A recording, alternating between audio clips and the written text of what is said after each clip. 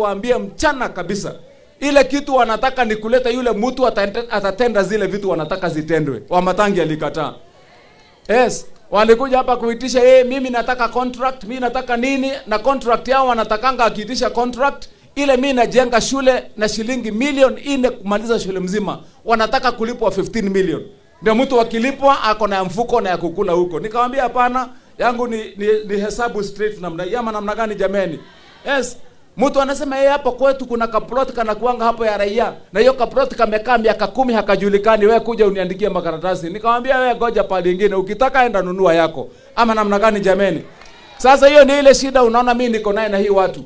Na waendelee namna hiyo. Hiyo uongo watakuwa wanatoa mpya leo inagonga ukuta. Wanaleta ingine mpya, tutafika uchaguzi wakiwa bado wanajidanganya. Ama namna gani? Yes. So kwa hivyo mimi nitawaambia tu mkisikia sipigi kelele mjue mimi ile nataka hiyo watu ni kufundisha hao adabu. Na adabu ni ya kufanyia watu ukweli na haki ya ile kitu uliahidi. Ama namna gani jameni?